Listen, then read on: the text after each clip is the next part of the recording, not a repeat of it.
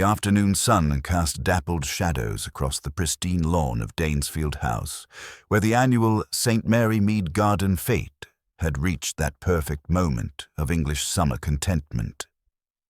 Miss Jane Marple sat beneath the spreading oak, her knitting needles clicking softly as she observed the familiar tableau of village life unfolding before her. The vicar's wife bustled between the cake stall and the tombola with determined cheerfulness, while Colonel Bantry regaled a captive audience near the beer tent with increasingly embellished tales of his military service. What particularly drew Miss Marple's attention, however, was the elegant figure moving gracefully between the stalls. Mrs. Helena Ashworth had arrived in St. Mary Mead only 6 weeks prior, taking the lease on Rose Cottage with an efficiency that suggested both means and purpose. She was a handsome woman of perhaps 50, with silver-touched auburn hair arranged in a perfect chignon, and eyes the color of winter morning. Her manner was gracious yet reserved, and she possessed that particular poise that spoke of good breeding and careful education. Most notably, Mrs. Ashworth never removed her gloves.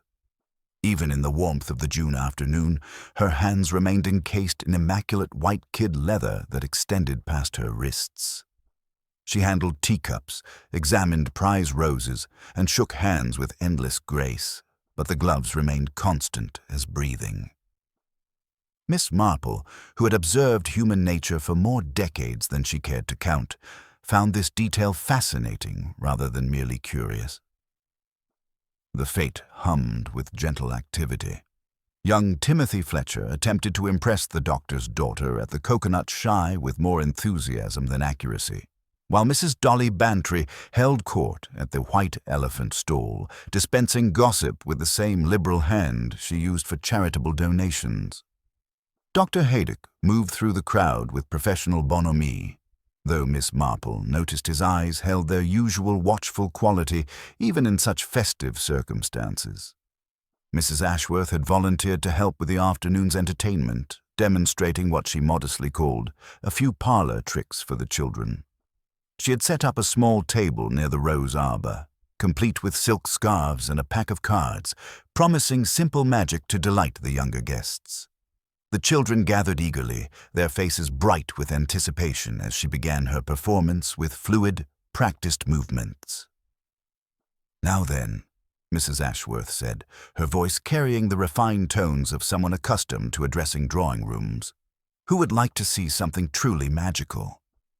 Her gloved hands moved with remarkable dexterity, making coins appear and disappear, transforming handkerchiefs into paper flowers. The children gasped and applauded, while their parents watched with indulgent smiles.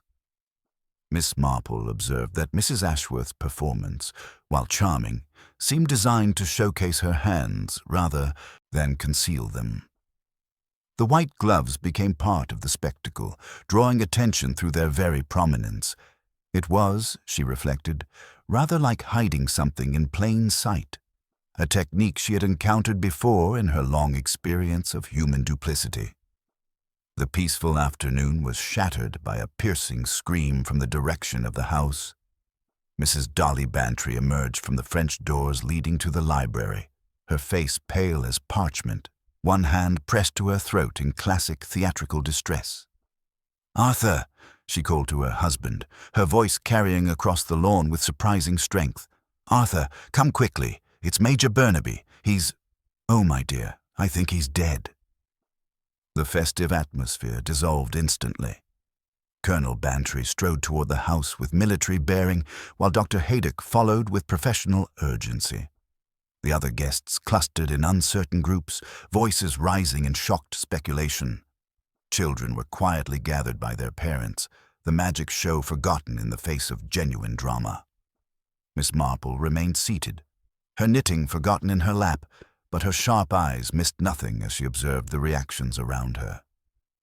Mrs. Ashworth stood frozen beside her magic table, the silk scarves fluttering in her gloved hands like trapped butterflies. For just a moment, her composed mask slipped, revealing something that might have been fear, or perhaps recognition. Major Burnaby, a retired army officer who had moved to St. Mary Mead the previous autumn, had been a solitary figure, polite but distant. He had kept to himself in his small cottage on the village outskirts, venturing out mainly for necessities and the occasional drink at the Blue Boar.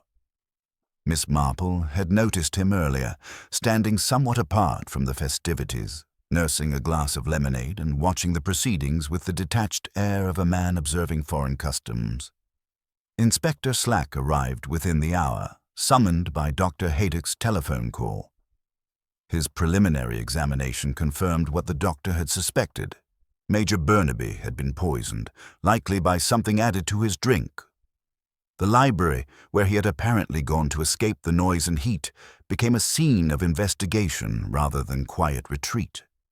As the afternoon shadows lengthened and the Fates' cheerful decorations took on an increasingly incongruous appearance, Miss Marple found herself thinking not about the obvious questions of who and why, but about smaller details that others seemed to overlook.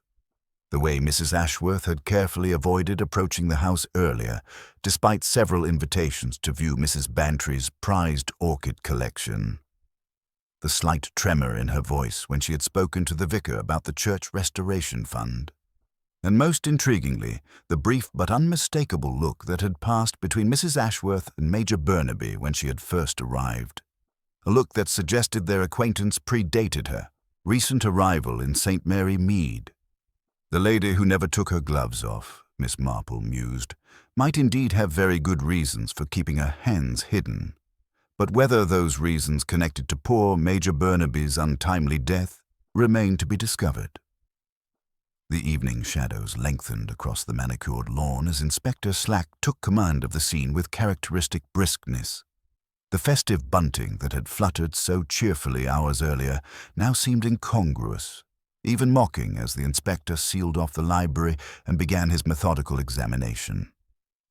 Dr. Haydock emerged from his consultation with a grave expression, confirming what they had all suspected. Major Burnaby had indeed succumbed to poison, administered through his glass of lemonade with swift and deadly efficiency. Miss Marple positioned herself strategically in the morning room adjacent to the library, ostensibly helping Mrs. Bantry serve tea to the remaining guests who had been asked to stay for questioning. From this vantage point, she could observe both the official proceedings and the reactions of those who waited their turn. Human nature, she had long observed, revealed itself most clearly in moments of stress and uncertainty, and the afternoon's tragedy had stripped away many of the polite facades that normally governed village life. Within the library, Inspector Slack examined the scene with professional thoroughness. On a low table beside the leather armchair where Major Burnaby had been found, sat the evidence of his final moments. A heavy crystal tumbler bearing the faint residue of lemonade, a matching jug beaded with condensation, and a small plate of thin biscuits that remained untouched. The bitter almond scent that might have provided an immediate clue had been expertly masked by the lemonade's sweetness, suggesting either fortunate coincidence or deliberate calculation on the murderer's part. "He came in to escape the heat," Mrs. Bantry explained to the inspector, her voice steadier now that the initial shock had passed. "I told Lucy to bring refreshments for anyone who wanted a quiet retreat from the festivities. When I returned to fetch the raffle list, I found him slumped in the chair. I thought at first he had simply fainted from the warmth." Lucy, the parlour maid, arrived red-eyed and trembling, her hands twisting anxiously in her starched apron. Her testimony proved illuminating in its simplicity. "I set the tray just as Mrs. Bantry instructed, sir. The lemonade jug, 2 clean glasses, and the sugar bowl. Oh, I did refill that from the blue tin in the pantry, just before taking it in.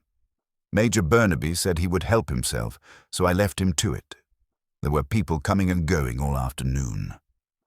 Miss Marple's attention sharpened at this detail. The sugar bowl, refilled from the household supply, would have been accessible to anyone with knowledge of the kitchen's routines.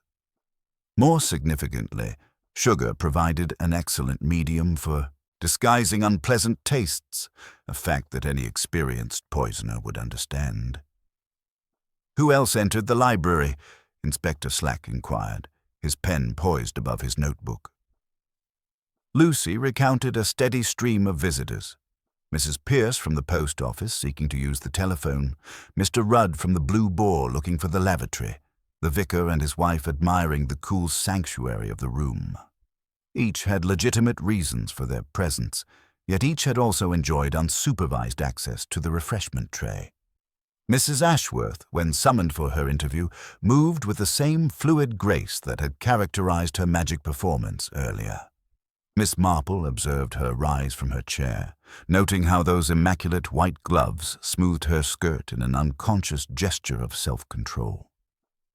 Through the partially open door, she could hear the measured tones of the conversation. Mrs. Ashworth explaining her recent arrival in the village, her desire for quiet retirement, her limited acquaintance with the deceased. I spoke with Major Burnaby briefly when I first arrived. Mrs. Ashworth's cultured voice carried clearly. He seemed pleasant, but reserved. Today was perhaps the third time we had exchanged more than a polite greeting. Yet Miss Marple detected something troubling in the rhythm of these responses. They came perhaps a fraction too quickly, as if anticipated and rehearsed. Mrs. Ashworth's account of the afternoon was remarkably complete for someone claiming only casual observation, and her description of Major Burnaby's demeanor suggested a more careful study than mere politeness would require. When Mrs. Ashworth emerged from the library, her composure remained intact, but Miss Marple noticed the slight flush in her cheeks and the way her gloved fingers worried at her handbag's clasp. She paused near the French doors, gazing out at the garden where abandoned decorations fluttered like remnants of interrupted celebration. "Such a terrible thing," Mrs. Ashworth murmured to no one in particular. "One never expects such violence in a place like St. Mary Mead." Miss Marple found this observation particularly interesting, not for its content, but for its phrasing. Mrs. Ashworth spoke as someone familiar with violence, someone who had learned to expect it in other places, other circumstances. It was the comment of a person who had lived in a world where sudden death was not entirely surprising. As the official interviews concluded and guests began to disperse into the gathering dusk, the village's gossip network activated with characteristic efficiency. By the following morning, theories multiplied like weeds after rain. Mrs. Weatherby suggested old military secrets, while Colonel Bantry favored personal vendettas. Dr. Haydock, maintaining professional detachment, noted only that the poison was rare and sophisticated, suggesting considerable planning. Yet Miss Marple noticed what others overlooked, the collective amnesia that seemed to have descended upon the gathering. Several guests mentioned seeing Major Burnaby in conversation throughout the afternoon, but when pressed for specifics, their recollections became remarkably vague. Most tellingly, no one mentioned Mrs. Ashworth directly, though subtle glances toward her usual committee chair spoke volumes. Walking home through the quiet lanes, Miss Marple reflected on the day's revelations. The mystery of Major Burnaby's death was only beginning to unfold, but already she sensed deeper currents beneath the surface of village life.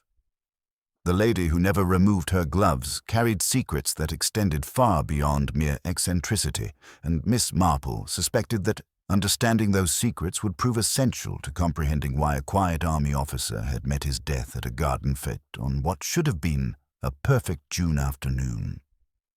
The morning following the tragedy brought an unusual quality to St. Mary Mead's familiar rhythms, as if the village itself had developed a case of nerves. Miss Marple, emerging early for her customary garden inspection, observed how the ordinary business of daily life had acquired an undercurrent of heightened awareness. The postmen lingered longer at each gate, clearly hoping for fragments of conversation, while Mrs. Pierce at the post office had positioned herself strategically by the window, where she could observe the comings and goings with unprecedented vigilance. Miss Marple's own investigations began, as they often did, with the gentle cultivation of information through seemingly casual encounters. Mrs. Bantry appeared at her garden gate before 9 o'clock, ostensibly seeking advice about rose aphids, but clearly bursting with the need to discuss the previous day's horror. "Such a dreadful business, Jane," she declared, her voice carrying that particular breathless quality that accompanies the recounting of catastrophe. Arthur insists it must have been someone passing through the village, but I cannot help wondering about that sugar bowl. Lucy mentioned she had refilled it fresh from the blue tin in the pantry. This detail struck Miss Marple as particularly significant, though she maintained her expression of gentle interest. How thoughtful of Lucy to ensure everything was properly prepared. I trust Major Burnaby appreciated such attention to detail in his refreshments. "Oh, but that's just it," Mrs. Bantry continued, warming to her theme. "Arthur reminded me that the Major never took sugar in anything. Not in his tea, not in his coffee, and certainly not in his lemonade. He was quite particular about it, actually. Said it spoiled the natural flavors. So if the poison was in the sugar bowl, as Inspector Slack seems to suspect, it couldn't have been intended for Major Burnaby at all."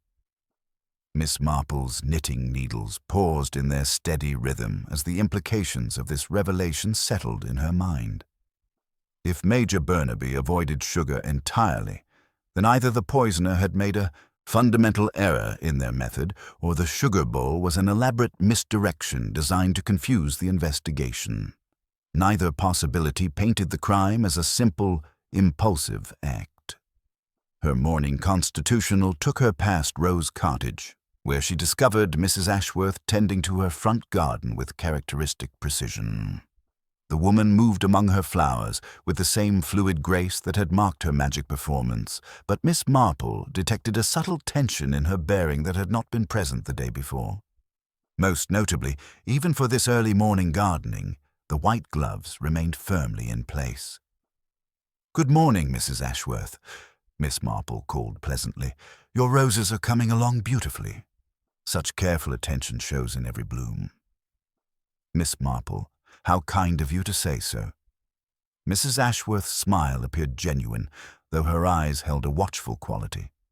"I find gardening quite therapeutic, particularly after yesterday's unfortunate events. One needs something peaceful to restore one's equilibrium."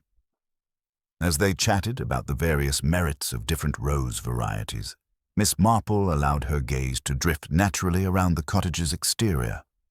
A small clothesline had been strung along the side of the building, and upon it hung a single pair of white gloves, pegged carefully by their cuffs.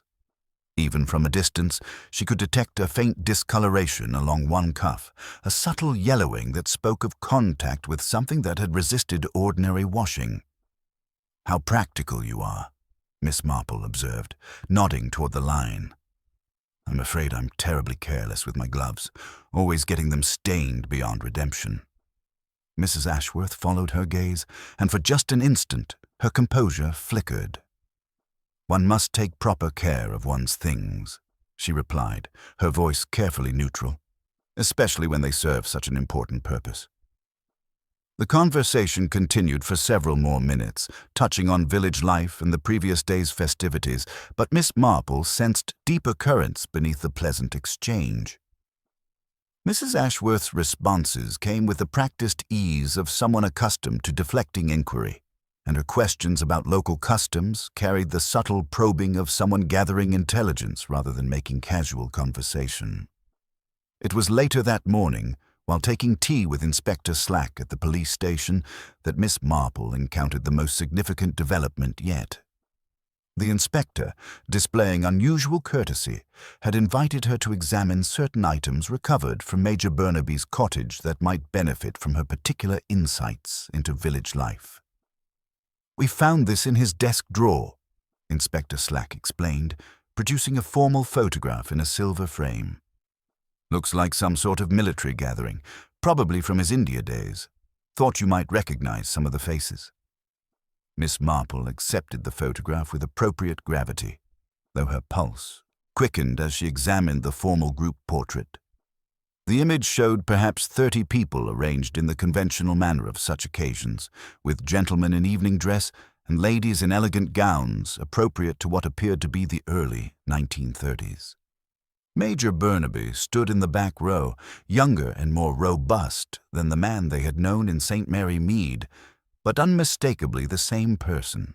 However, it was a figure in the front row that captured her complete attention.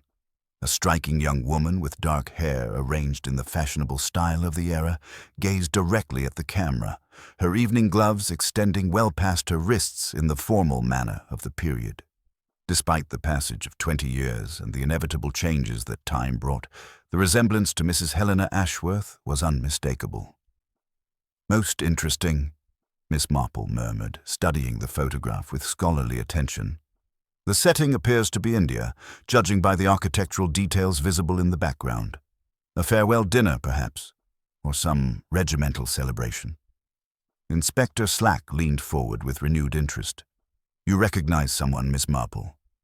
"Possibly," she replied carefully, noting how Major Burnaby's position in the back row placed him directly behind the young woman who so resembled Mrs. Ashworth. Even across the decades, she could detect something watchful in his expression as he looked down at her. Though one must be cautious about such identifications. Time changes us all, and photographs can be deceiving. Yet privately, Miss Marple felt certain she had discovered a crucial piece of the puzzle. Mrs. Ashworth's claim of casual acquaintance with Major Burnaby was clearly false, and her presence in St. Mary Mead, following so closely upon his own arrival, suggested a connection that extended far beyond mere coincidence. As she walked home through the quiet lanes, Miss Marple reflected on the morning's revelations. The mystery of Major Burnaby's death was revealing itself to be far more complex than a simple village crime. The lady who never removed her gloves carried secrets from a shared past, secrets significant enough to warrant careful concealment and, perhaps, desperate action. The question now became not whether Mrs. Ashworth and Major Burnaby had known each other, but what events in their shared history had led to poison in a crystal tumbler at an English garden fete. That afternoon brought a peculiar quality to Miss Marple's investigations, as if the village itself had developed a heightened awareness of its own secrets. She began her inquiries with the methodical patience that had served her well through decades of human observation, starting with Mrs. Turner at the vicarage, who appeared with a basket of unseasonably vigorous chrysanthemums and a wealth of carefully observed details. "Major Burnaby was at the post office quite late yesterday," Mrs. Turner confided, her voice carrying that particular breathless quality reserved for the sharing of potentially significant information. Just as the fete preparations were reaching their most complicated stage, Mrs. Pierce mentioned he seemed rather urgent about something. This detail proved illuminating when Miss Marple visited the post office, where Mrs. Pierce held court among her telegraph forms with the authority of someone who personally maintained the Empire's communications. Her manner softened appropriately for Miss Marple, and she leaned forward conspiratorially. "Telegram out to London from Major Burnaby at 4:30, she reported, lowering her voice though the shop stood empty save for a punctual clock. "Short message, paid in cash. Said he would be at Danesfield House until 6 o'clock. No signature, but the delivery boy remembered the Major's precision. Like a military order, he said." Mrs. Pierce paused for effect. "And this will interest you, Miss Marple. There was a wire to Rose Cottage that same morning. For Mrs. Ashworth, from London. Single word, confirmed." Miss Marple absorbed this information with the quiet satisfaction of someone watching puzzle pieces arrange themselves. The telegrams suggested a coordination that went far beyond casual village acquaintance, and the timing implied that yesterday's tragedy might have been anticipated, if not precisely planned. Her morning constitutional took her past Rose Cottage, where she discovered Mrs. Ashworth tending her garden with characteristic precision. Even for early morning gardening, the immaculate white gloves remained firmly in place, and Miss Marple noted again the faint discoloration along one cuff that had resisted ordinary washing, a yellowing that spoke of contact with something that had proven chemically persistent. At Danesfield House, Mrs. Bantry received her with the relief of someone grateful for sensible company in unsettled times. Their conversation about household arrangements during the fete yielded several significant details. Lucy had prepared the library refreshments using the cut-glass jug with the starburst pattern, filled from the kitchen carafe and accompanied by the sugar bowl from the blue tin in the pantry. Most intriguingly, Mrs. Ashworth had borrowed a tray during the afternoon, ostensibly for her magic demonstration, and had entered through the French doors with easy familiarity. Inspector Slack arrived that afternoon with the air of a man who had reached certain conclusions. He accepted Miss Marple's offer of tea with unusual courtesy, though his manner suggested that social niceties were merely preliminary to more pressing revelations. "I've been making inquiries about our Mrs. Ashworth," he announced, producing a slim folder from his briefcase. "Helena Ashworth isn't her real name. According to the records I've traced, she was born Helena Forrester in 1895, married to Captain James Ashworth in 1920 in Bombay. The interesting part is what happened to Captain Ashworth." Miss Marple poured tea with steady hand, while her mind raced ahead to the implications. "I assume his fate was not a pleasant one. Died in 1932 under what the military authorities termed suspicious circumstances." Slack continued, consulting his notes. There was talk of gambling debts, questionable associations with local merchants, and substantial sums of money that couldn't be accounted for. The official report suggests he took his own life rather than face court-martial, but several witnesses questioned that conclusion. The timeline aligned perfectly with the photograph from Major Burnaby's cottage, and Miss Marple found herself considering the complex web of relationships that might connect a young woman in evening gloves, a watchful major, and a disgraced captain whose death had left so many questions unanswered. Yet even as Inspector Slack outlined his theory with increasing confidence that Mrs. Ashworth had followed Major Burnaby to St. Mary Mead for revenge, Miss Marple detected inconsistencies that troubled her orderly mind. The village gossip network had already begun generating alternative theories with characteristic efficiency. Young Timothy Fletcher had emerged as a potential suspect due to his father's bitter land dispute with Major Burnaby, while old Mr. Finch had been heard complaining about the Major's prize-winning roses encroaching on his property. Mrs. Hargreaves at the village archives provided additional context when Miss Marple paid her a seemingly casual visit. "Such a tragedy about Major Burnaby," she confided among her dusty ledgers, "though I did hear he had rather a colorful past in India. My cousin, who was stationed there at the same time, mentioned something about a court-martial that was all hushed up. Said it involved financial impropriety and a woman. The investigations deepens." As the afternoon progressed, Miss Marple found herself increasingly convinced that the obvious explanations, whether Inspector Slack's theory about Mrs. Ashworth's revenge or the village's speculation about local disputes, failed to account for the subtler currents she observed. Mrs. Ashworth's behavior since the murder had shown genuine distress rather than the satisfaction of successful vengeance, and her reaction to the discovery of Major Burnaby's body had carried the authenticity of real shock. More significantly, the practical details of the poisoning suggested someone with intimate knowledge of the Bantry household's routines. The murderer had understood exactly how the refreshments would be prepared and served, knowledge that Mrs. Ashworth, despite her recent residence in the village, would not naturally possess. The mystery of the lady who never removed her gloves was revealing itself to be far more complex than simple revenge or village feuds. The telegrams, the shared past stretching back to colonial India, the suspicious circumstances surrounding Captain Ashworth's death, and the careful choreography of yesterday's tragedy all pointed to a web of secrets that had been decades in the weaving. Miss Marple sat in her garden that evening, her knitting needles moving with thoughtful rhythm as she contemplated the various threads of evidence. The photograph had revealed a connection between Mrs. Ashworth and Major Burnaby that predated their presence in St. Mary Mead, but the nature of that connection, whether built on guilt, fear, complicity, or something else entirely, remained tantalizingly unclear. The lady who never took her gloves off was indeed hiding secrets, but Miss Marple suspected those secrets were more tragic and more complex than anyone yet imagined.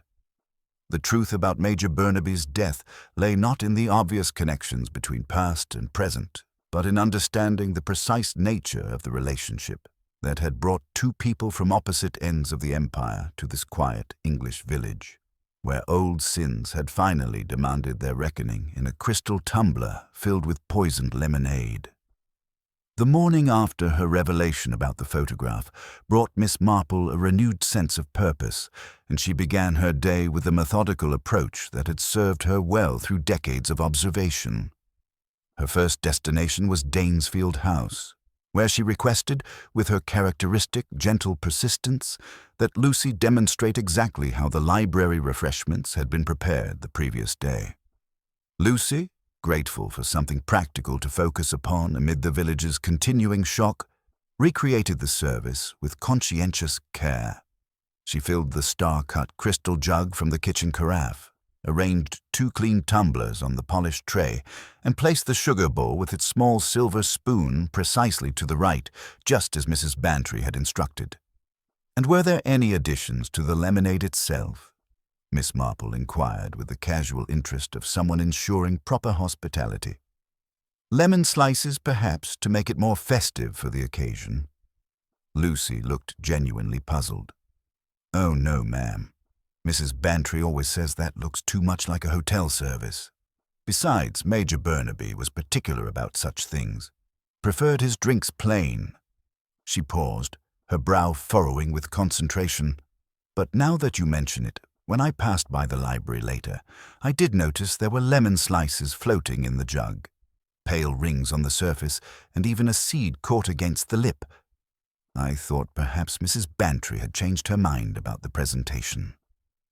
Miss Marple's knitting needles paused in their steady rhythm as this detail settled in her mind with the satisfying certainty of a puzzle piece finding its proper place. Someone had added those lemon slices after Lucy's careful preparation. Someone who either didn't know the household's customs or who had a specific reason for wanting citrus in that particular jug. Her morning constitutional took her past the Blue Boar, where Mr. Rudd was already polishing glasses with the methodical dedication of a man who found routine comforting in uncertain times. His conversation proved illuminating in unexpected ways. Major Burnaby was a regular for lemonade, Mr. Rudd confirmed, warming to his subject. Twice last week he met with a gentleman from London in the small parlour. Proper city gentleman he was, with hands that had never seen manual work. Kept his gloves on throughout, which struck me as odd for the season. They were looking over papers of some sort, speaking quietly, and the London fellow paid in cash before leaving by the back door.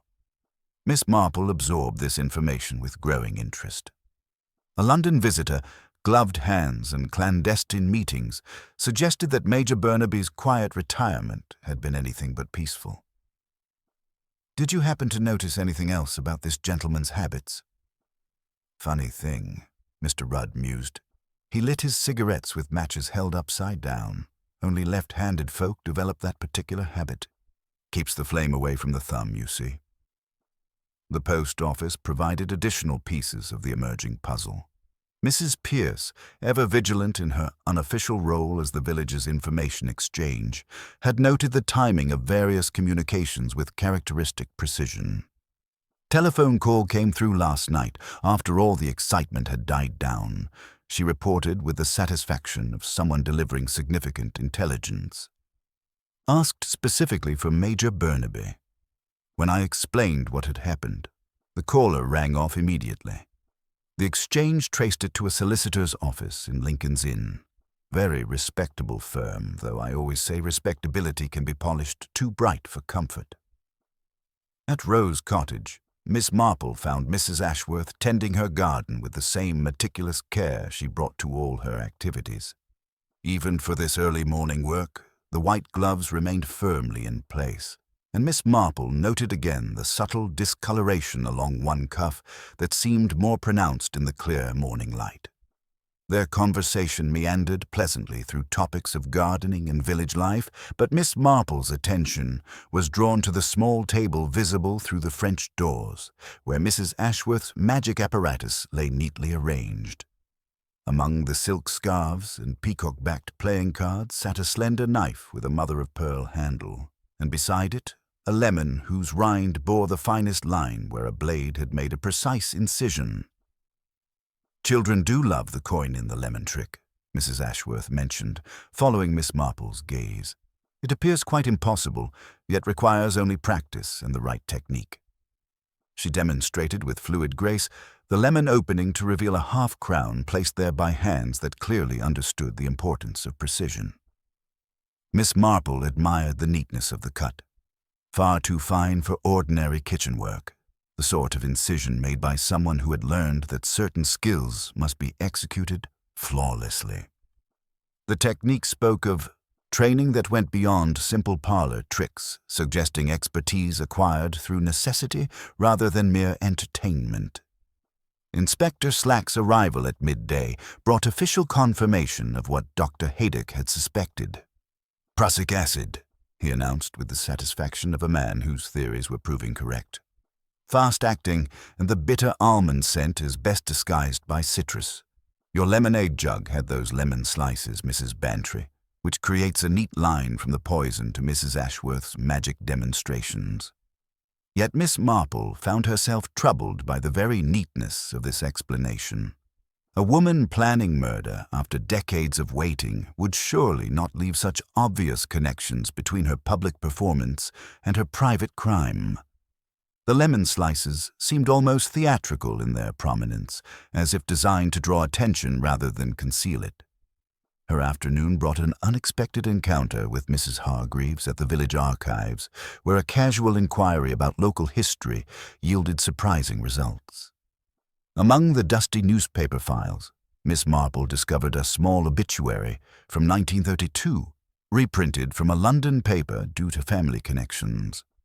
Captain James Ashworth's death was described in terms of failing health, with no mention of scandal or suspicious circumstances. The official narrative had clearly been carefully managed. More intriguingly, the same page carried an article about the philanthropic activities of a wealthy industrialist recently returned from India, one Mr. Alastair Finch, whose generous donations included a fund for distressed military families. The name Finch was familiar from village gossip, the elderly gentleman who had complained about Major Burnaby's prize roses encroaching on his property.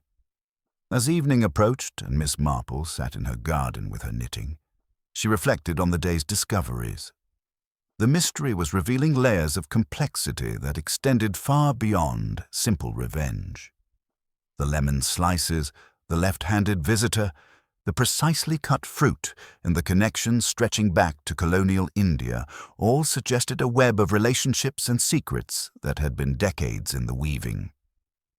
The lady, who never took her gloves off, was indeed hiding something significant, but Miss Marple suspected that Mrs. Ashworth's secrets were more complex than Inspector Slack's straightforward theory suggested. The careful choreography of the crime, the deliberate placement of obvious clues, and the intricate connections between past and present all pointed to a truth that would require considerably more unraveling before it revealed itself completely. Someone had wanted Major Burnaby dead, and they had orchestrated his murder with the precision of a stage magician, creating misdirection while performing the real trick elsewhere. The question now was not whether Mrs. Ashworth was involved, but whether she was the magician or merely another part of the illusion designed to conceal the true performer's identity. The following morning brought Miss Marple a sense of clarity that had been absent since the tragedy began. Her first destination was the post office, where Mrs. Pierce, with the efficient authority of someone who personally maintained the Empire's communications, provided information that would reshape the entire investigation. "That telephone call from London," Mrs. Pierce confided, leaning forward conspiratorially. "I made inquiries through the exchange, as is only proper when such things affect our village. The gentleman was most distressed to learn of Major Burnaby's death. He kept repeating that they had an appointment at 6 o'clock regarding an attestation, something about confirming identity and providing a statement about events in Bombay, 1932. Miss Marple's knitting needles paused as the implications settled in her mind. "How very interesting," And the nature of this attestation?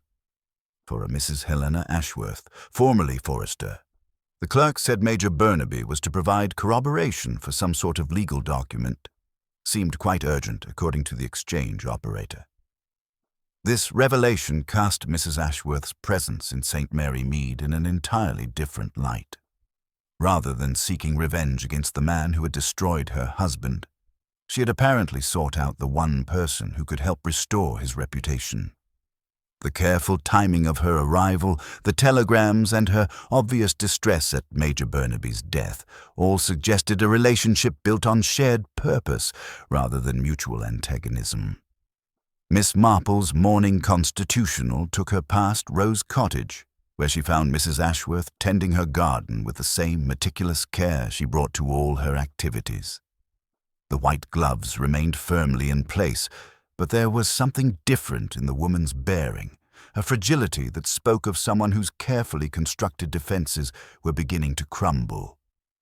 "Mrs. Ashworth," Miss Marple began gently, "I believe you've been carrying a burden that isn't entirely your own." Helena looked up from her foxgloves, and for a moment her composed mask slipped entirely. "Inspector Slack believes I murdered Major Burnaby for revenge. The entire village whispers about the vengeful widow who followed her husband's destroyer to this quiet place. But that isn't the truth, is it, my dear?" Mrs. Ashworth's hands stilled on her gardening tools. Then, with a deliberation that seemed part ritual, part surrender, so she removed one glove. Her hand was pale and elegant, but across the palm ran a twisted scar like a white river through desert. "This is why I wear them," she said quietly. "In Bombay, after James's death, there were those who wished to ensure certain truths remained buried. When I refused to cooperate with their version of events, one gentleman thought to make his point more forcefully. The glass he threw contained something that burned." She flexed her fingers carefully. "I learned that some battles require armor, even if it's only kid leather." Miss Marple studied the scar with the gentle attention of someone who understood that physical wounds often reflected deeper injuries. "And Major Burnaby? James was not the villain they painted him to be," Helena continued, her voice gaining strength. "He was manipulated, used by others who were far more sophisticated in their corruption. Major Burnaby was the investigating officer who discovered the truth, but his superiors refused to let him act on it. Political considerations, they said, the reputation of the service." The picture was becoming clearer with each revelation. Major Burnaby had spent decades carrying the knowledge that an innocent man had been destroyed to protect guilty parties, and he had finally decided to set the record straight. His presence in St. Mary Mead had not been coincidental. He had been working to clear Captain Ashworth's name posthumously. Miss Marple's next visit took her to the cottage where Mr. Alistair Finch maintained his prize-winning garden with obsessive precision. She observed him working among his roses, noting the methodical patience with which he approached each task. When he paused to light his pipe, she watched carefully as he struck the match with the distinctive upside-down grip that Mr. Rudd had described, the unmistakable habit of a left-handed person adapting to a right-handed world. Their conversation began pleasantly enough, touching on gardening and village life, but Miss Marple detected subtle tensions beneath the surface. Courtesy. When she mentioned her interest in India, having heard he had connections there, Mr. Finch's response carried the careful neutrality of someone managing a potentially dangerous topic. "Import-export," he explained with practiced vagueness. "Textiles, mainly, though one dealt with whatever opportunities presented themselves. Different world then, of course. Different rules entirely." The phrasing suggested someone intimately familiar with the moral flexibility that colonial commerce often demanded. Miss Marple noted the way his gloved hands moved among his roses. Leather gardening gloves that extended well past his wrists, not unlike Mrs. Ashworth's careful covering of her own scars. "Such a tragedy about Major Burnaby," she observed casually. "I understand he had been quite active in recent months, corresponding with London solicitors about historical matters." For just an instant, Mr. Finch's careful composure flickered. "Historical matters have a way of becoming contemporary problems," he replied, his tone carrying a warning that seemed almost unconscious. "Some things are better left undisturbed." As Miss Marple walked home through the quiet lanes, she reflected on the morning's discoveries. The mystery of Major Burnaby's death was revealing itself to be far more complex than simple village crime. The lady who never removed her gloves had indeed been hiding secrets, but those secrets were connected to her role, as an ally rather than an enemy of the deceased. The real question now was who had been threatened enough by Major Burnaby's investigation to resort to murder, and how they had managed to orchestrate such an elaborate deception while directing suspicion toward an innocent woman. Someone had spent decades protecting secrets that Major Burnaby had finally decided to expose, and they had proven willing to commit murder to ensure those secrets remained buried in the past where they belonged. The truth was approaching its moment of revelation, but Miss Marple suspected that the final confrontation would prove more shocking than anyone yet imagined. The morning following her conversation with Mrs. Ashworth brought Miss Marple an unexpected visitor in the form of young Timothy Fletcher, who appeared at her garden gate with the earnest expression of someone who had spent a sleepless night wrestling with his conscience. His testimony would prove to be the thread that finally began to unravel the carefully woven deception surrounding Major Burnaby's death. "Miss Marple," Timothy began, his words tumbling over each other in his eagerness to share what he had observed. "I've been thinking about the fate, and there's something I should have mentioned to Inspector Slack. About who went in and out of the library, I mean." Miss Marple set down her secateurs and gave the young man her complete attention, recognizing the particular quality of revelation that accompanies genuine observation. Timothy had been positioned at the Coconut Shy for most of the afternoon, attempting to impress Dr. Haydock's daughter, but his location had provided an excellent view of the French doors leading to the library. "I saw Mr. Finch go into the library twice," Timothy continued, his face flushed with the importance of his discovery.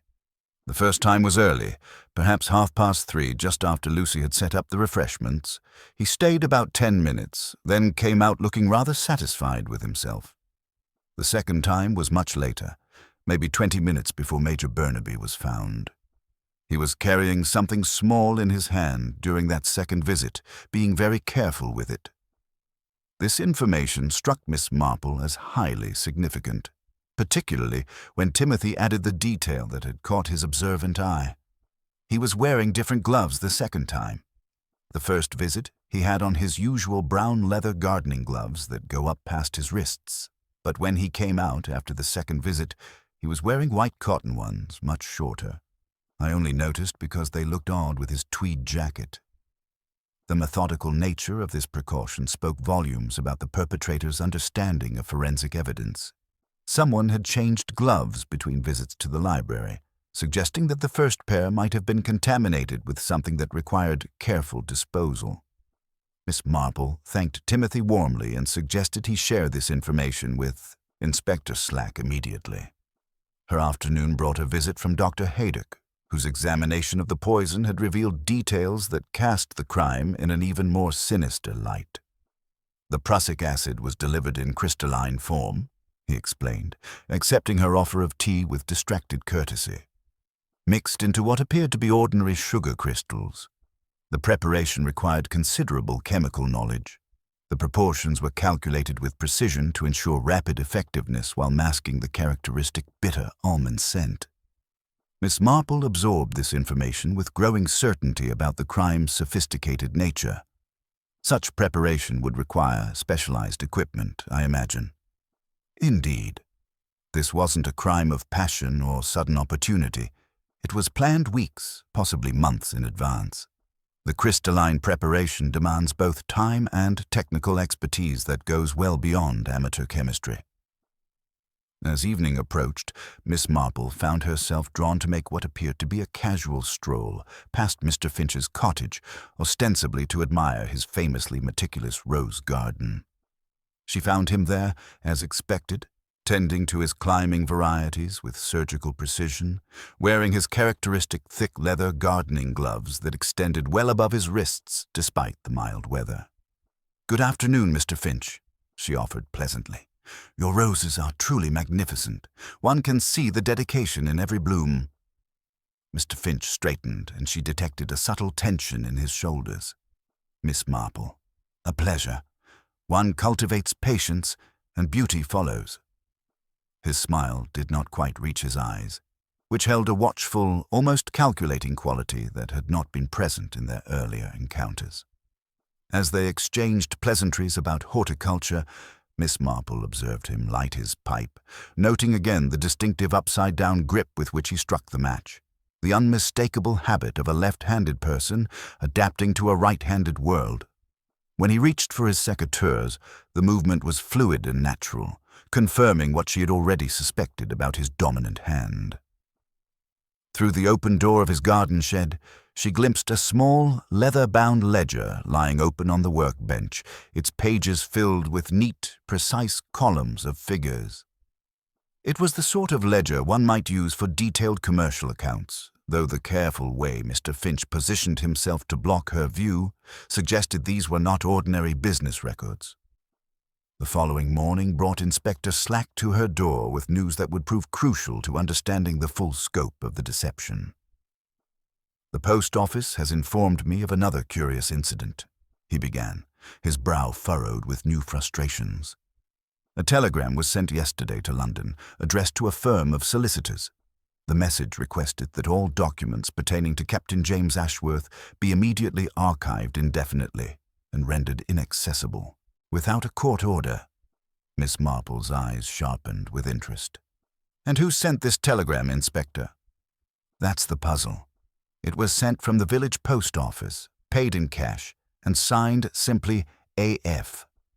Mrs. Pierce remembers the sender wore a hat pulled low and distinctive gloves. She also noted he had a peculiar way of striking a match when lighting a cigarette, holding it upside down, with the flame away from the thumb.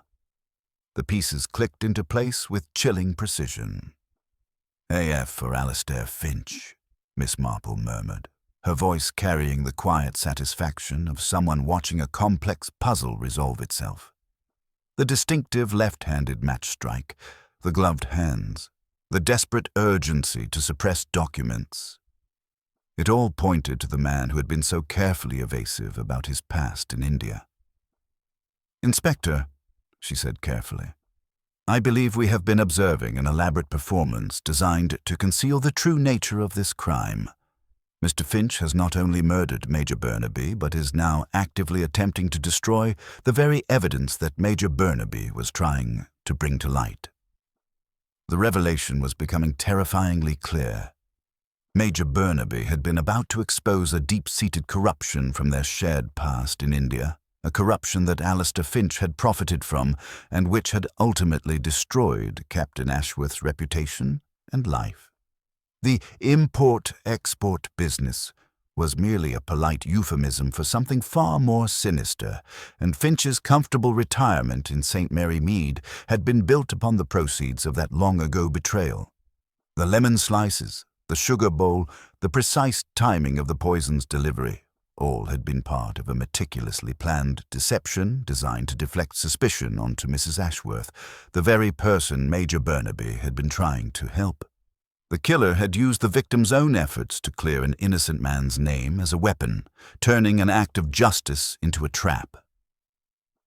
As Miss Marple sat in her garden that evening, her knitting needles moving with thoughtful rhythm, she reflected on the morning's revelations. The mystery had revealed itself to be far more complex than a simple village crime. It was an elaborate cover-up, a desperate attempt to silence the truth before it could irrevocably damage a carefully constructed reputation built upon decades of deception. The lady who never took her gloves off had indeed been hiding secrets, but those secrets were connected to her role as an ally rather than an enemy of the deceased.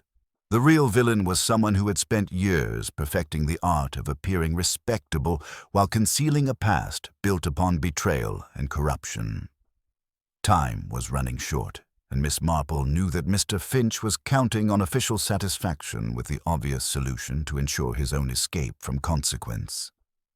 The moment had come to set her own careful trap, one that would reveal not just a murderer, but a man whose entire life had been built upon the destruction of others. The morning following her discovery of Mr. Finch's desperate telegram brought Miss Marple a crystalline clarity about the course she must pursue. She understood that direct confrontation would only drive a clever murderer to more desperate measures, and that Mrs. Ashworth's situation grew more precarious with each passing hour. The time had come for the sort of delicate psychological maneuvering that had served her well through decades of human observation, a trap constructed not of rope and steel, but of carefully chosen words and strategic silences.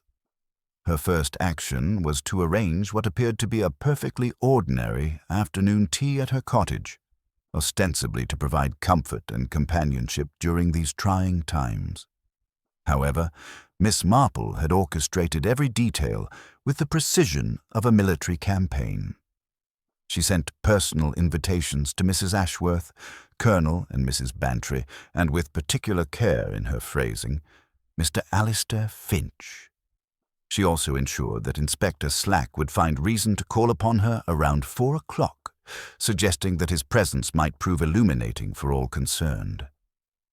The drawing-room of Miss Marple's cottage, usually a sanctuary of quiet contemplation, hummed with an unusual undercurrent of tension as her carefully chosen guests assembled.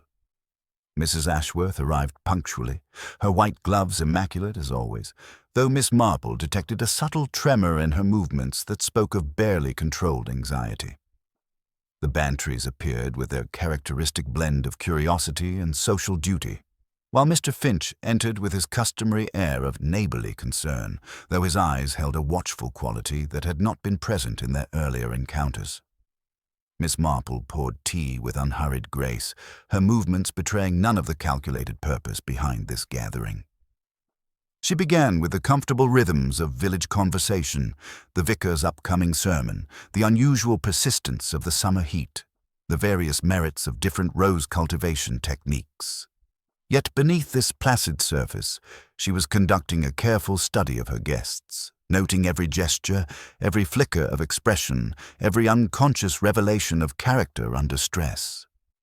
"Such beautiful roses you've been growing, Mr. Finch," she observed with gentle admiration. "One can always tell the work of an experienced gardener by the precision of the cuts. There's a particular angle that left-handed gardeners achieve, quite distinctive to those who know what to look for." Mr. Finch's response came with practiced smoothness, though Miss Marple detected the slightest pause before he spoke. "You're very observant, Miss Marple, though I'm afraid my gardening techniques are rather conventional." As the conversation meandered through seemingly innocent topics, Miss Marple began to introduce elements that carried deeper significance. "It's been such a tragic business with poor Major Burnaby," she mused, her knitting needles clicking softly. "To think he was on the verge of setting right such an old injustice after carrying that burden for so many years. One can only imagine the pressure such knowledge must create, especially when it threatens to expose matters that certain people would prefer to keep buried." Mrs. Ashworth's reaction was immediate and genuine, a sharp intake of breath, a brightening of hope in her eyes. But it was Mr. Finch's response that Miss Marple found most illuminating. His teacup remained steady in his hands, his expression appropriately grave, yet she observed the subtle tightening around his eyes, the almost imperceptible stiffening of his shoulders. "Historical matters can be quite absorbing," Mr. Finch replied with careful neutrality, "though I sometimes wonder if digging up old grievances serves any constructive purpose. Some things are perhaps better left undisturbed." Miss Marple's needles paused in their rhythm. "How interesting that you should say so. Yet surely when an innocent man's reputation has been destroyed, when his widow has spent decades bearing the weight of undeserved shame, the truth becomes not merely a matter of historical interest, but of justice itself." The silence that followed carried an electric quality. Mrs. Ashworth's gloved hands clenched in her lap, while Colonel Bantry shifted uncomfortably in his chair. But Miss Marple's attention remained focused on Mr. Finch, whose carefully maintained composure was beginning to show the finest of cracks. "It reminds me," Miss Marple continued with deceptive casualness, "of a case I once observed in much Benham. A gentleman of apparent respectability had built his entire fortune upon the destruction of a younger, more idealistic colleague. When that colleague's vindication finally seemed possible, the gentleman found himself facing the loss of everything he had spent decades constructing: his reputation, his wealth, his carefully cultivated position in society." She paused to sip her tea, allowing the parallel to settle in the minds of her listeners. Such desperation can drive even the most civilized person to extraordinary measures. The preservation of a lie, once it becomes the foundation of one's entire existence, can seem worth any price. Mr. Finch set down his teacup with deliberate care, and Miss Marple noted how his hands, usually so steady, betrayed the slightest tremor.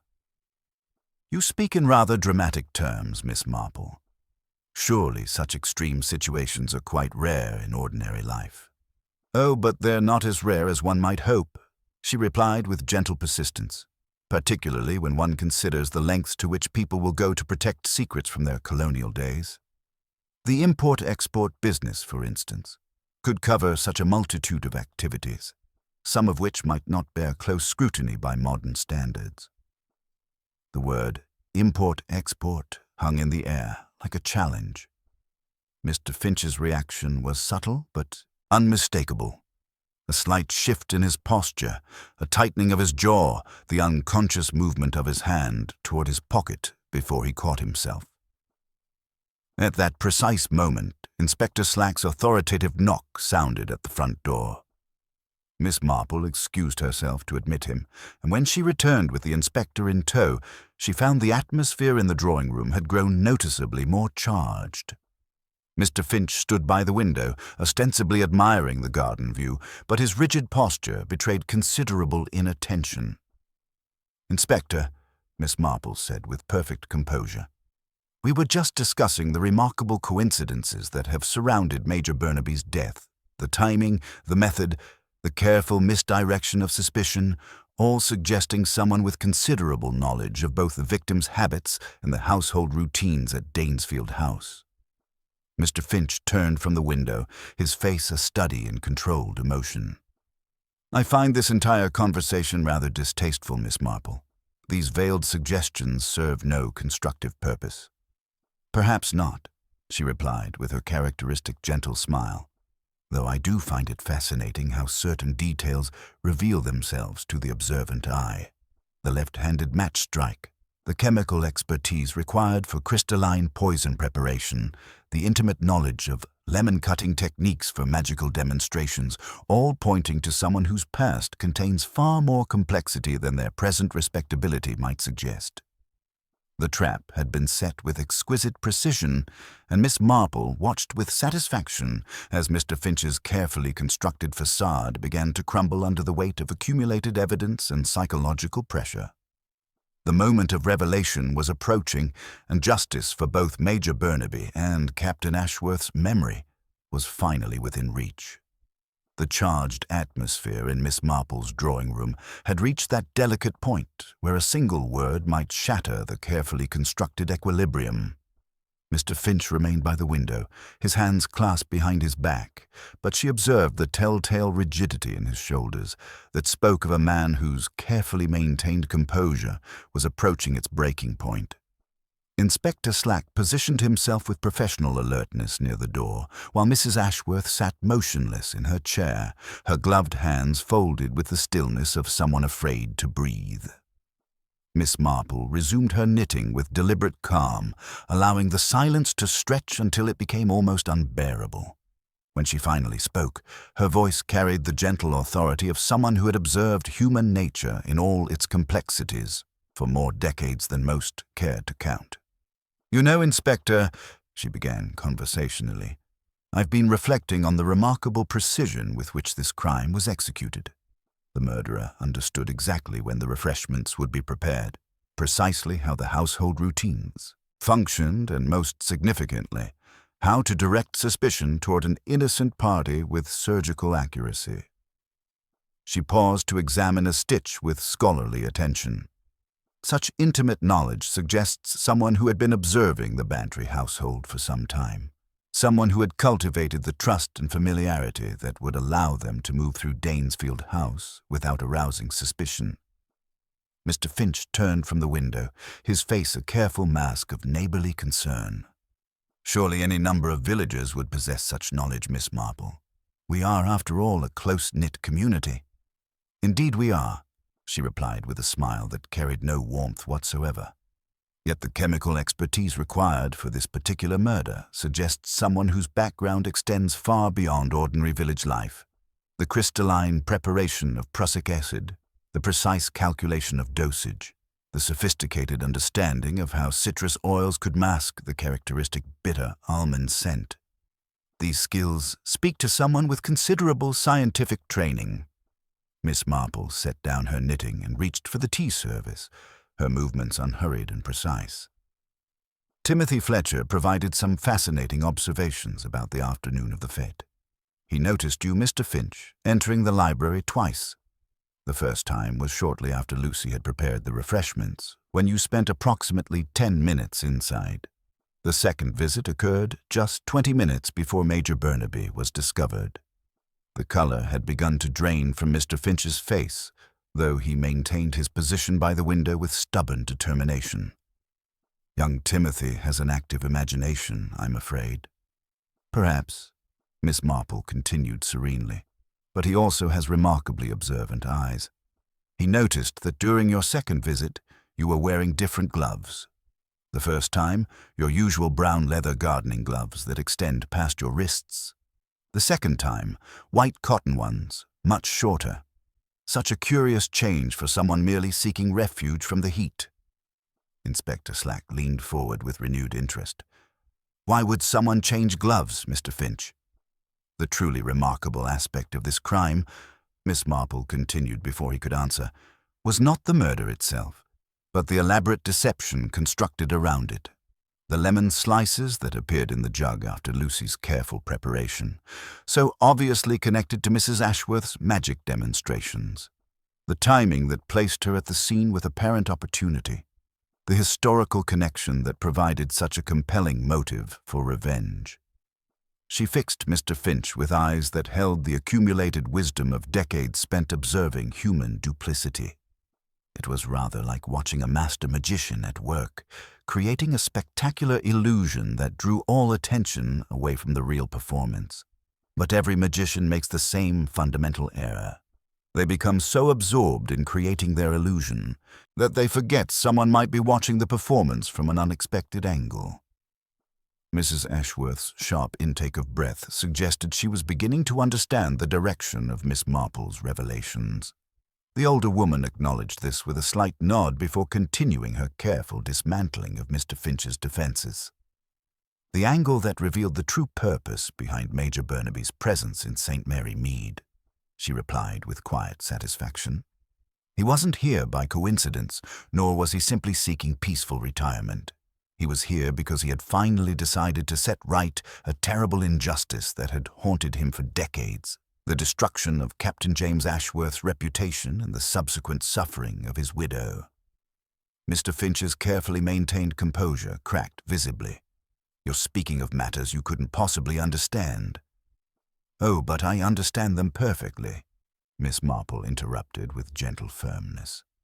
Major Burnaby had discovered evidence that Captain Ashworth was not the corrupt officer portrayed in the official records, but rather an honest man who had stumbled upon a sophisticated smuggling operation, an operation that used legitimate import-export businesses as cover for trafficking in items far more valuable and dangerous than simple textiles.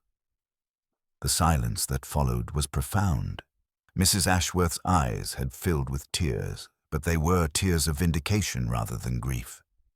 Colonel Bantry shifted uncomfortably, beginning to grasp the magnitude of the deception that had been practiced upon them all. The real corruption lay elsewhere, Miss Marple continued inexorably.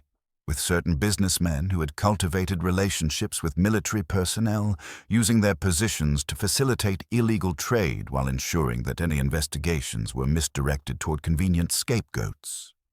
When Captain Ashworth threatened to expose this network, he was systematically destroyed. Mr. Finch's hands had begun to tremble visibly. "These are wild accusations." "Based on the telegram you sent yesterday," Miss Marple corrected gently, requesting that all documents pertaining to Captain Ashworth be archived indefinitely. Rather a desperate measure for someone with nothing to hide, don't you think? Particularly when combined with your distinctive left-handed habit of striking matches, observed by both Mr. Rudd and Mrs. Pierce. The facade was crumbling completely. Mr. Finch's shoulders sagged, and when he spoke, his voice carried the hollow quality of a man whose carefully constructed world was collapsing around him. "He wouldn't listen to reason," he said quietly, the confession beginning to spill forth despite his efforts to contain it. "He wouldn't listen to reason," Mr. Finch repeated, his voice carrying the hollow quality of a man whose carefully constructed world was finally collapsing. The words seemed to cost him considerable effort, as if each syllable scraped against decades of cultivated self-control. He remained by the window, but his rigid posture had given way to something that resembled defeat. Miss Marple observed him with the gentle patience that had served her well through countless such moments when human nature finally stripped away its protective facades. She reached for a small brown envelope from the side table, turning it thoughtfully in her hands. "Major Burnaby was a cautious man," she said conversationally. "When he realized the danger he might face in pursuing justice for Captain Ashworth, he took certain precautions. He left this with instructions that if anything should happen to him, it should be opened." She held the envelope delicately, as if weighing its contents. "It contains a name. The name of the person he believed most threatened by his investigation." The effect was immediate and devastating. Mr. Finch's eyes fixed on the envelope with the desperate intensity of a drowning man watching a lifeline slip away. His careful composure cracked entirely as he measured the distance to the fireplace, his body tensing for movement. "There is no name in that envelope," he said hoarsely, the words torn from him despite his efforts at control. Miss Marple's smile held no triumph, only the quiet satisfaction of understanding confirmed. "No, my dear Mr. Finch, it contains nothing but pressed flower petals from my garden. But your reaction tells us everything we need to know about whose name Major Burnaby would have written." The psychological trap had worked with devastating precision. Inspector Slack stepped forward as Mr. Finch's shoulders sagged in final defeat, the pretense at last abandoned. "You understand," Miss Marple continued with gentle inexorability. "Major Burnaby had spent decades carrying the terrible knowledge of what really happened in Bombay. Captain Ashworth wasn't the corrupt officer portrayed in the official records. He was an honest man who had discovered evidence of a sophisticated smuggling operation. An operation that used legitimate import-export businesses as cover for trafficking in opium, precious stones, and military supplies."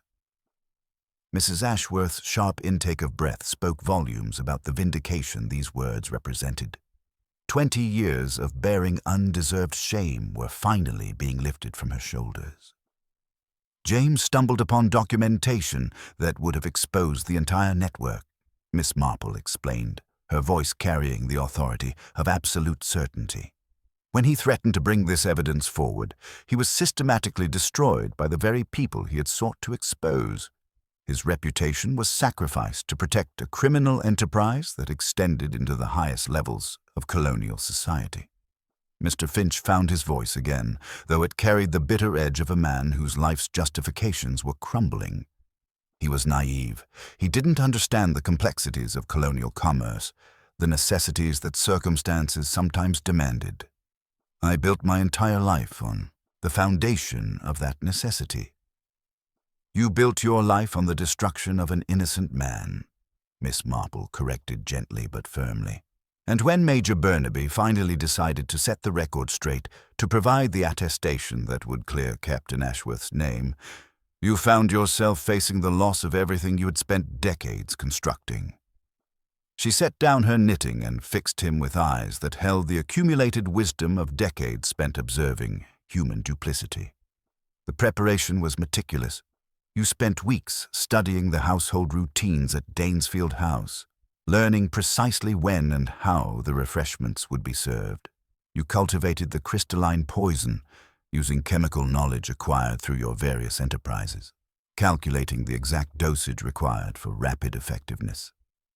Inspector Slack leaned forward with professional interest as Miss Marple continued her methodical dismantling of the crime. Your first visit to the library, observed by young Timothy Fletcher, allowed you to assess the situation and prepare your trap, but you couldn't rely solely on the poisoned sugar bowl, knowing that Major Burnaby never sweetened his drinks. So during your second visit, wearing different gloves to avoid contamination, you added the poison directly to his lemonade. The lemon slices were your masterstroke of misdirection, she observed with clinical appreciation. You knew they would be connected to Mrs. Ashworth's magic demonstrations, providing both a method to mask the bitter almond scent of prussic acid and a theatrical flourish designed to frame an innocent woman for your crime. Mr. Finch's final facade crumbled completely. He was going to destroy everything, he whispered, his voice thick with self-pity. After all these years of building respectability, of creating a life here in St. Mary Mead, he couldn't just arrive and tear it all down for the sake of a dead man's reputation. Yet that is precisely what justice demanded, Miss Marple replied with quiet firmness. And your desperate telegram yesterday, requesting that Captain Ashworth's documents be archived indefinitely, was your final attempt to bury the truth that Major Burnaby had died trying to reveal. Inspector Slack stepped forward with official authority. Alistair Finch, I'm arresting you for the murder of Major George Burnaby. You're not obliged to say anything, but anything you do say will be taken down and may be used in evidence against you. As the inspector led the broken man away, Mrs. Ashworth finally removed her gloves entirely, revealing not just the twisted scars across both palms, but the wedding rings she had never stopped wearing despite 20 years of widowhood. Her tears spoke of decades of accumulated grief, finally finding release in vindication. James can finally rest in peace, she whispered, her voice choked with emotion. His name will be cleared, and the truth will finally be known. Miss Marple reached across and gently clasped her scarred hands. The truth has indeed surfaced, my dear. Major Burnaby's sacrifice was not in vain. As evening settled over St. Mary Mead, the village began the slow process of absorbing the shocking revelation that had transformed their understanding of recent events. The lady who never took her gloves off had indeed been hiding secrets, but those secrets were connected to love, loyalty, and the patient endurance of injustice rather than the desire for revenge that everyone had assumed. In the days that followed, as the full extent of the colonial conspiracy came to light through official investigations, Mrs. Ashworth found herself finally able to hold her head high in the village that had so quickly judged her. The process of clearing Captain Ashworth's name began in earnest, spearheaded by London solicitors armed with Major Burnaby's posthumous testimony and the evidence Inspector Slack had uncovered. Miss Marple sat in her garden a week later, her knitting needles moving with their familiar rhythm as she contemplated the case's resolution. The mystery of the lady who never took her gloves off had revealed itself to be far more complex than simple village crime. It was a story of corruption and cover-up stretching back decades, of an innocent man destroyed to protect guilty parties, and of a widow who had spent 20 years bearing the weight of undeserved shame. Justice had been served, not through dramatic confrontation or violent revelation, but through the patient accumulation of small observations and the gentle persistence of truth. The garden, where she sat, with its carefully tended roses and orderly flower beds, seemed to embody the restoration of natural order that her investigation had achieved. Human nature, she reflected with characteristic wisdom, remained remarkably consistent across all circumstances and settings. The same patterns of guilt and innocence, truth and deception, Justice and retribution played out, whether in the drawing rooms of colonial India or the quiet lanes of an English village. The task of the observant mind was simply to recognize these patterns and follow them to their inevitable conclusion. The case was closed, but its lessons would linger long in the memory of St. Mary Mead, a reminder that beneath the surface of even the most peaceful communities, the eternal drama of human nature continued to unfold, waiting for the gentle yet ruthless hand of justice to bring hidden truths into the light.